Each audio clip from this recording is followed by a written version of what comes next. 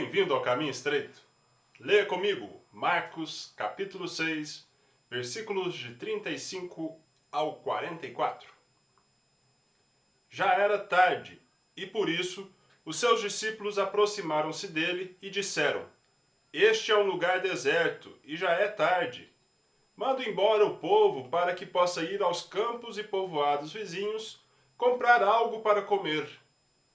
Ele, porém, respondeu: Deem-lhes vocês algo para comer. Eles lhe disseram: Isto exigiria 200 denários. Devemos gastar tanto dinheiro em pão e dar-lhes de comer? Perguntou ele: Quantos pães vocês têm? Verifiquem. Quando ficaram sabendo, disseram: 5 pães e 2 peixes. Então Jesus ordenou que fizessem todo o povo assentar-se em grupos na grama verde. Assim eles se assentaram em grupos de 100 e de 50. Tomando os 5 pães e os 2 peixes, e olhando para o céu, deu graças e partiu os pães. Em seguida, entregou-os aos seus discípulos para que os servissem ao povo, e também dividiu os 2 peixes entre todos eles. Todos comeram e ficaram satisfeitos. E os discípulos recolheram 12 cestos cheios de pedaços de pão e de peixe. Os que comeram foram 5.000 homens. Os personagens dessa história são Jesus, os discípulos e a multidão. Nesse trecho, o fato ocorrido foi o que nós chamamos de a primeira multiplicação dos pães.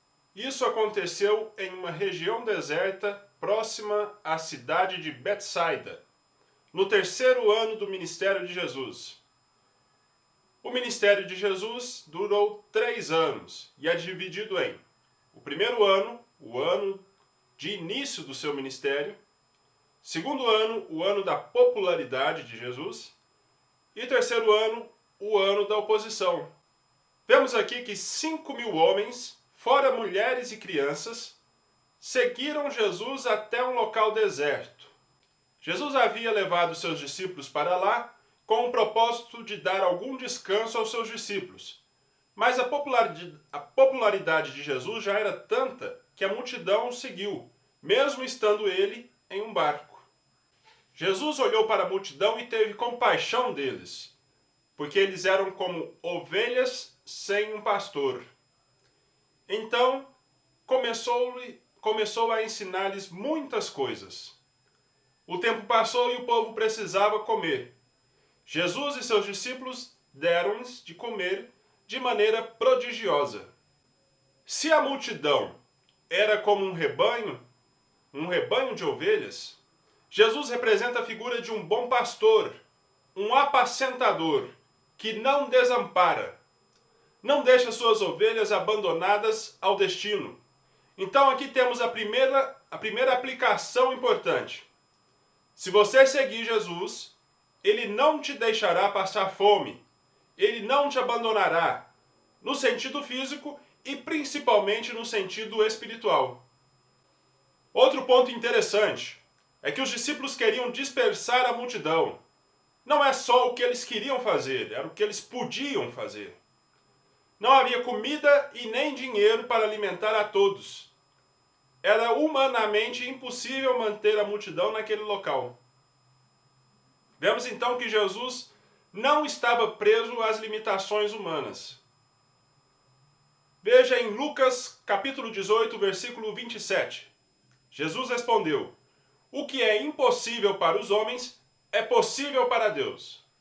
Outra coisa muito importante: o ser humano é insaciável. Essa é a nossa natureza. Mesmo aqueles que têm mais do que precisam para viver, não se cansam de buscar mais e mais. Nada os satisfaz. Mas quando se trata de uma necessidade humana, suprida por uma ação divina, o fim é diferente. Veja o versículo 42. Todos comeram e ficaram satisfeitos. Meu amigo, Jesus Cristo é o bom pastor. Faça parte do seu rebanho, porque ele não nos desampara. Nada para ele é impossível, e o alimento que ele nos fornece é o único que pode nos satisfazer. Esse é o caminho estreito. Até a próxima!